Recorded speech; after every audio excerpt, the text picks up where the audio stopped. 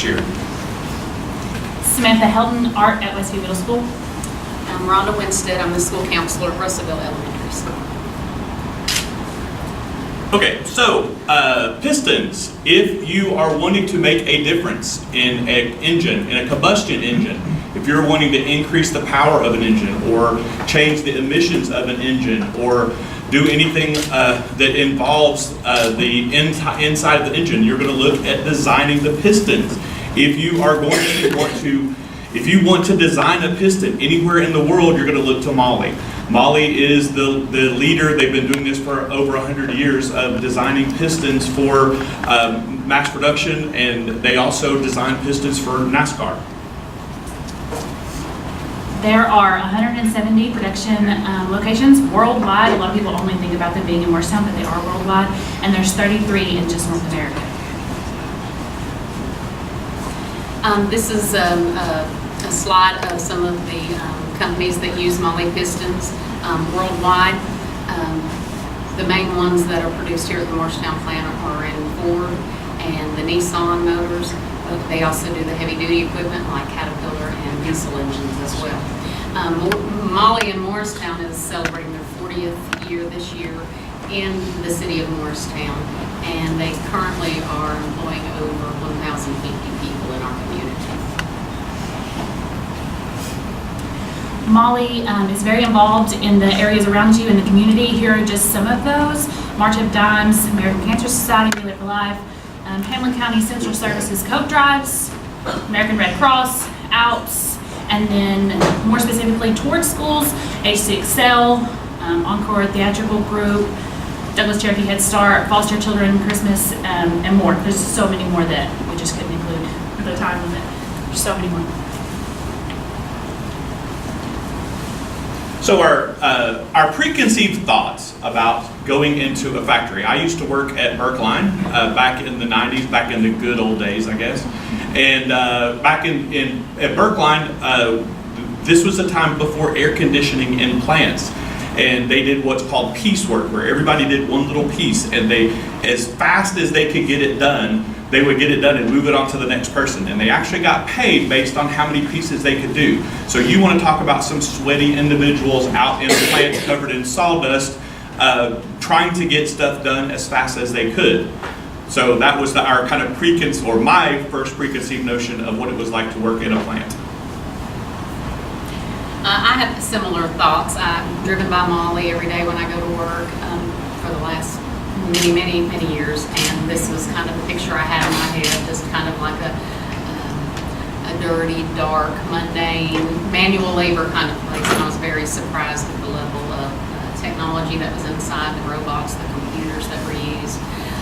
I had heard stories of the foundry for years, and kind of like it being like walking through the fires down below, and I was very surprised when I walked through the foundry and thought, it's warm in here, but it's not hot in here.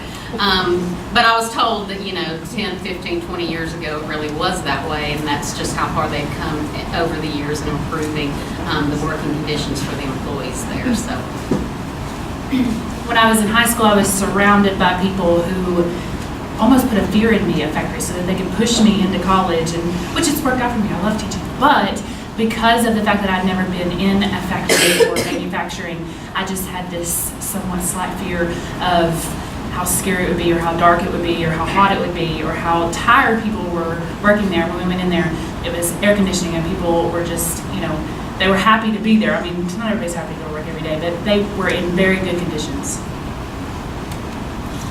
So our week at a glance, we went in on Monday, and we met in the HR department and discussed some of the hiring process and what some of the employees go through as they are being hired. And we actually got to sit in with the training group of new hirees that were just getting ready to be trained. We also have the wonderful pleasure of taking the Mahle math test that's required that the employees get to take when they come in. And there's a basic math, an intermediate math, and then there's an advanced math section. And I'm a little bit older, so the highest level that I had way back in the 80s was Algebra 1, and I did not do very well on the advanced math portion of the test. but they did give us a training guide to take home, and it had a practice math test in there, and I actually did give it to my 15-year-old daughter, who just finished her freshman year at East High School. Yes, And her, it was mine. her teacher here, and she was very challenged, and she's like, I'm going to do this test, I'm going to do better than you did. And I thought, well, that won't be difficult. But out of a 60-item test, my child who just finished as a freshman year in high school got 58 out of 60 correct. So that just shows that I think, we have come a long way in preparing, because there was geometry on there, there was some beginning trigonometry on there, and as a 15-year-old, she was able to pass that test. Yes, anybody who teaches math and they say, we will not ever use this, Mahle. Use it every day. Then we went to the motorsports, which was a really interesting place because we got to see where they make parts for NASCAR. And if anybody ever wants to see a $400 piston, go to Mahle. It's amazing the detail they put into it. We got to see the automotive section, which is kind of the mass production of parts. And we got to see continuous improvement, where they are constantly trying to improve their efficiency, which is their data that they get back on the process and the information that they get on how to improve their efficiency and to make the job a little bit better to do. We then went to heavy duty and diesel and machine build. The machine build was especially interesting for me as an art teacher because they create new solutions indoors, like in their own facility. They see a problem and they create a new idea with their existing equipment, and they improve upon themselves. So what they do is they have a problem, they go to their engineers and they're like, here's our problem, and they take their own robots, their own people in-house and improve that. And so in my art classroom, I think that that's going to help me and these students when they come to me in 6th grade. And one of my goals is to get them to generate ideas. Now I know why. So some of the soft skills that are required of employees that are going to be going into Mahle to work, and some of the soft skills that we want to work upon with our students to prepare them for life outside of school is, of course, some of the things that we deal with in school. Making sure that our students have good attendance and start those habits when they're young and in school, and that they're not just at school, but they're at school on time. Rule following and listening skills. One of the things that we kept hearing from each department that we visited over and over was what a problem the cell phones can make with the younger people, and not having those out for safety reasons. Just being able to pay attention to detail, having a strong work ethic, and we explained to some of our people that we visited with that Hamblen County Schools now has a work ethic diploma that students can work toward, and I think some of the supervisors at Mahle were pleased to hear that. They had certain qualifications that they're going to have to complete to get that work ethic diploma that will help them as they transition into the world of work. But just being able to collaborate and work together, being very flexible, being able to solve a problem, and to solve a problem peacefully and respectfully, and just being able to express their creativity. We mentioned the plethora of math skills that you have to have to work at Mahle. But on this slide, that is a indicator coming towards you there, zoomed in. And the little red arrow is what Mahle, their tolerances are. So they measure by microns. And if their parts are too far off from that micron, where that little red arrow is, it's a bad part. And so their precision there is unbelievable. And so you can see there what they use: statistics, algebra, geometry, tolerances, which we talked about is the microns. That they give for their parts, and then angle conversion. So continuing on the hard skills, it was really complex. Their use of technology is kind of off the charts there. If anybody thinks that we don't teach enough, or anybody that thinks that teaching robotics is just for fun, go to Mahle, because their robotics are amazing. I was mostly worried that I was going to get hit by a piece of machinery because I was just kind of standing there going, wow, this is amazing. So a lot of computer skills. I mean, computer skills are just so basic there. To get in the door, you really have to be a high-end computer user.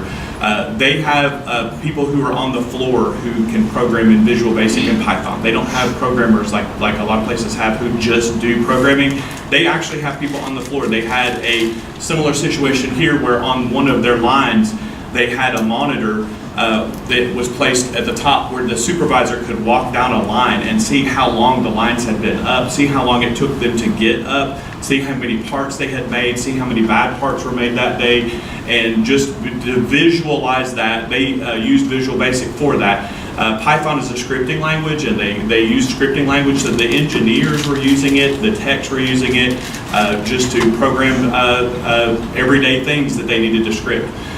They have 420 robots there. And one of the more interesting things, you think about a robot on a line. They had a system called Penelope, and my initial question was why do you call it Penelope? Was it because it was a woman and they're really complex and finicky? And yes, that was kind of a joke. But if anybody ever studied, and it was great because they humanized it, and I thought that was really an interesting approach to it. But if anybody remembers their mythology, Penelope was actually was Odysseus' wife. Anyway, she was known for making complex pieces because she was very attractive, which engineers think robots are attractive, whatever. But she would weave these really incredibly difficult patterns to kind of let the suitors go. She had all of these things that she would do, like to be able to take a bow and make it really difficult to put the wire on. And she had this thing where there was these 5 rings, and they had to shoot through the 5 rings while they were all moving at different speeds. So there was a very complex process. Well, it was a very appropriate title because this is 7 robots combined together to do one job. Rather than one robot placing a part down and doing one thing, this was 7 robots interacting with each other, and 12 single-axis robots interacting with each other. And they had to program it, they had to maintain it, they had to do all these things together to get that process working. So it was incredible. There's only 2 in the world, one's working, and that's the one at Mahle. To integrate all these stuff in the classroom, we thought about, rather than it being 2 separate things or 3 separate things, we look at it more as a circle. We look at it as you have to have your efficiency, which is time. Teachers need to remember we only have a certain amount of time with our students. We have hard skills, we have soft skills. We need to combine all these things together. We need to be able to check for effectiveness. What is it that we're teaching? Is what we're teaching aligning with what our employers need? So that's kind of what we took away. We need to make sure that what we're doing aligns effectively with what they're wanting to do. So our individual takeaways, I had a personal experience that kind of impacted me and really made me want to do this externship this year. Because besides being a school counselor, at the elementary level, I've kind of always thought, well, careers aren't important at this level, and they'll do that in middle school and high school. I focus sometimes on some of my other standards, but through this experience, I've learned that I've got to start, getting my kids thinking about careers and their path now. I can say this because I had a personal experience with my own child. He's 20 now, but I always raised him, you're going to college, you're going to college, you're going to college. If I have to take you to college and sit on you to get you there, you're going to college. Well, when he was a junior in high school, he decided, I'm not going to college, I'm going to military. So I was upset, but let him go. Well, he ended up getting injured and was discharged from the military. So he came home and I said, okay, now you're going to college. And so we signed him up for Walter State. Well, first semester, he took 5 classes, dropped 3, flunked 1, and passed. So he lost all his money. And so I said, you're going to college, and this time you're going to go to school, and I'm going to track you every day to make sure you mark. And so he went, signed up the next semester, but he had to pay out of pocket for that semester, and I tracked him, and I was like, oh, bless his heart, he's at school. Well, 2 weeks into the semester, he said, Mom, I've been going to school, but I'm sitting in the car. I don't want to go to college. So after I flipped my lid, we discussed some other options. So he decided at that point that he was going to go to TCAP. And I thought, well, I don't know if this is a good idea or not, but it's something. Loves it. He's thriving there. When we visited TCAP as part of this externship, I actually met his instructor by accident, and I was thinking, oh my gosh, what's this man going to tell me about my kid when we do this? Now, my kid's really smart. He's made a 28 on the ACT, but he's ADHD, and he's just a live wire. And so I shuddered at what he was going to say. But he was so complimentary. He said, I'm already working with Five Rivers Communications. I said, this is your guy, I'm getting him ready for you, and then I'm gonna send him out there to you. And he's gonna, probably start out making very close to what I'm making with, advanced degrees in education as he finishes at TCAT. And then I thought, well, you know what, after this experience with Mahle, even if he manages to mess that up at TCAT, there's still a place where he can go. And as a parent, I feel confident that he could be gainfully employed there, make decent money there, be able to provide for his family there, and be a successful adult in our community. So I hope to be able to use that in my classroom with my other students as they come. College is not for everyone. And the visual art aspect of it, I went in that place and I was looking for different ways that I could help my students prepare for post-secondary, adulthood, college, anything. And I was amazed at how I'm going to be able to use my art classroom to benefit them in the soft skills that they use. And I feel like that it's a responsibility of us as externs to go back and share that with the rest of our staff and all different subject areas, not just art, not just coding. We need to be improving these students' soft skills and hard skills in every single classroom. And I just want to say thank you, Mr. Sexton, for having us at your plant. It was a great experience, fantastic experience. Rather than just seeing a building, like Rhonda said, we actually saw the inner workings and see your efforts. And Mahle is a great advantage to this area, and to see your all's work and to see to let us into what you did and your insights. He spent a lot of time with us and showed us the plant. A personal tour from the plant manager is always very insightful, and we really appreciate all your work, and we will work hard to try to implement what we saw there at our schools, and we will definitely be in touch to try to get you to help us, because we will need that help to make sure that we are aligning what we're doing with what you need. So we really do appreciate you.